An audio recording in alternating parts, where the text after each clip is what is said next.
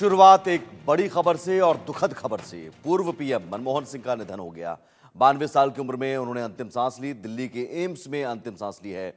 बेहोश होने के बाद उन्हें दिल्ली एम्स ले जाया गया था, भर्ती कराया गया था, जहां से ये खबर आई कि पूर्व पीएम मनमोहन सिंह अब हमारे बीच नहीं रहे। तो 92 साल की उम्र में अंतिम सांस ली है उन्होंने और आज उनके पार्थिव शरीर को अंतिम दर्शन के लिए रखा जाएगा।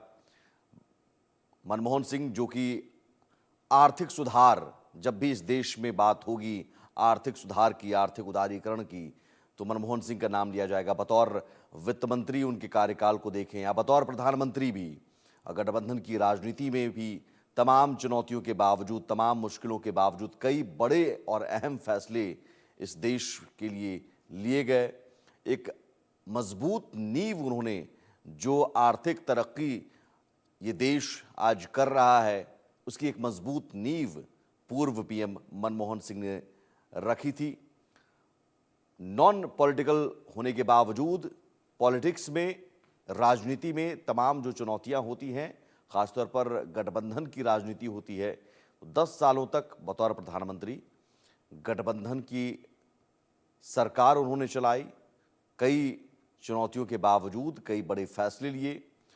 वो परमाणु समझौता हो, असन्य परमाणु समझौता हो, या सूचना का अधिकार, या मनरेगा जैसी योजनाएं इस देश के लिए लाई गई, इस देश में लाई गई। और 1991 का दौर, जब आर्थिक उदारीकरण या फिर लाइसेंस राज खत्म करने का मामला हो, इन तमाम मुद्दों को लेकर ये देश उन्हें हमेशा याद रखेगा। आज हमारे बीच ज़रूर पूर्व प्रधानमंत्री मनमोहन सिंह नहीं रहे, लेकिन उनके किए गए कार्यों को हमेशा ये देश याद रखेगा, सदियों तक याद रखेगा। पूर्व पीएम मनमोहन सिंह ने अपने कार्यकाल में, राजनीतिक कार्यकाल में, कौन कौन से अहम फैसले लिए, इस रिपोर्ट के जरिए देखते हैं। 3 मोतीलाल नेहरू मार्ग पर, जहां पर पूर्व प्रधानमंत्री मनमोहन सिंह का आवास है और उनके निधन के बाद एम्स से उनके पार्थिव शरीर को यहीं पर लाया गया है। आप सीधे देख सकते हैं, ये जो सामने आवास देख रहे हैं, ये पूर्व प्रधानमंत्री मनमोहन सिंह का आवास है। 2004 से लेकर के 2014 तक जो वो प्रधानमंत्री थे तो 7 रोज का उसमें रहते थे, लेकिन पूर्व प्रधानमंत्री होने के बाद वो यहीं पर रहे और 26 दिसंबर को शाम में वो बेहोश हो गए और उसके बाद यहाँ पर उनका प्राथमिक उपचार किया गया और उसके बाद यहीं से 3 मोतीलाल नेहरू मार्ग से ही उन्हें एम्स इमरजेंसी ले जाया गया। 8:06 में एम्स इमरजेंसी पहुँचे और वहाँ पर डॉक्टरों की टीम ने उनका इलाज शुरू किया, लेकिन डॉक्टरों की टीम के काफ़ी मशक्क़त करने के बाद जो है 9:51 में उन्हें डेथ डिक्लेयर कर दिया गया, यानी उन्होंने अंतिम सांस ली है। तो ऐसे में आज पूरा देश जो है शोक में डूबा हुआ है, शोक की लहर है। क्या पक्ष क्या विपक्ष, सभी लोग अपनी संवेदनाएं व्यक्त कर रहे हैं, सभी लोग अपनी यादें साझा कर रहे हैं कि प्रधानमंत्री मनमोहन सिंह जब रहे तो उनके साथ उनका कैसा लगाव रहा, किस तरह से उन्होंने ये मुकाम हासिल की। प्रधानमंत्री नरेंद्र मोदी ने भी एक्स पोस्ट पे संवेदनाएं व्यक्त करते हुए कहा है कि एक साधारण पृष्ठभूमि से लेकर के वो अर्थशास्त्री बने, वित्त मंत्री बने, प्रधानमंत्री बने और संसद में भी उनका व्यवहारिक कार्यकाल रहा है और उन्होंने देश के लिए जो किया है वो काफ़ी लोगों को के लिए फायदेमंद साबित हुआ है। साथ ही साथ राष्ट्रीय अध्यक्ष कांग्रेस के मल्लिकार्जुन खड़गे हों या फिर राहुल गांधी हों या प्रियंका गांधी वाड्रा हों, सभी लोगों ने संवेदनाएं व्यक्त करते हुए उन्होंने कहा कि ये सबसे बड़ी क्षति है और मल्लिकार्जुन खड़गे ने भी कहा कि हमें उनके साथ काम करने का मौका मिला। उनके कैबिनेट में हमने 3-3 मंत्रालयों को संभाला है और उन्हें कहा कि वो बोलते कम थे लेकिन काम ज़्यादा करते थे, सत्य निष्ठा का जीवन वो व्यतीत करते थे। तो ऐसे थे मनमोहन सिंह।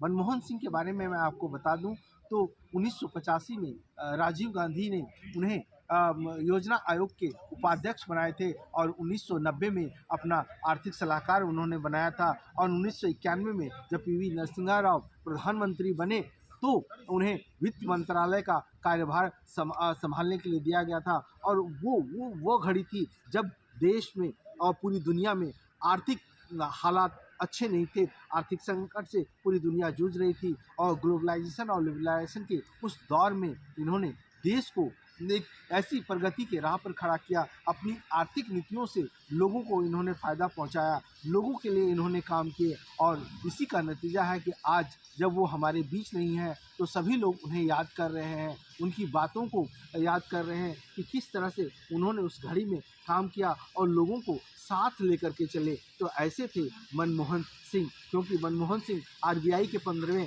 गवर्नर भी रह चुके हैं। तो अब जो है तो देश भर में 7 दिन का राष्ट्रीय शोक घोषित किया गया है।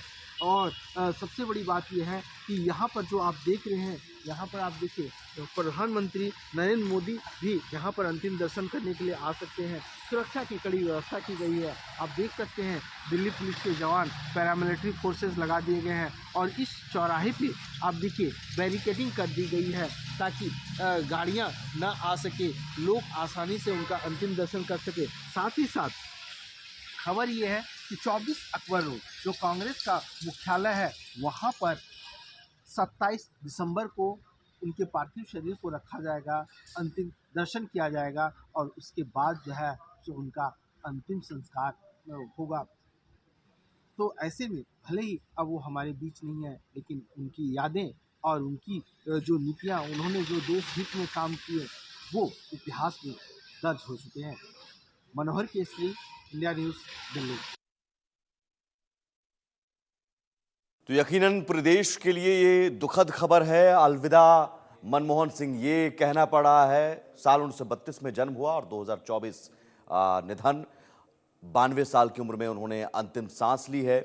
लेकिन ये जो पूरा उनका जीवन का सफ़र है, एक अपने आप में अगर उनके सफ़र को देखें तो बहुत कुछ सीखने को मिलता है। और ख़ास तौर पर तब जबकि इस देश की राजनीति में वार पलटवार, जुबानी जंग, आरोप प्रत्यारोप, उस दौर में मनमोहन सिंह खामोशी से अपना काम करते गए। और आज यही वजह है कि उनके काम को सिर्फ याद किया जा रहा है। और इस वक्त एक बड़ी खबर, आज के सभी सरकारी कार्यक्रम रद्द कर दिए गए हैं। 7 दिन का राजकीय शोक घोषित किया गया है। पूर्व पीएम मनमोहन सिंह के निधन पर कांग्रेस पार्टी के कार्यक्रम भी 7 दिनों के लिए रद्द कर दिए गए हैं। राजकीय सम्मान के साथ अंतिम संस्कार होगा। तो सभी सरकारी कार्यक्रम आज के रद्द कर दिए गए हैं। 7 दिनों का राजकीय शोक घोषित किया गया है पूर्व पीएम मनमोहन सिंह के निधन पर।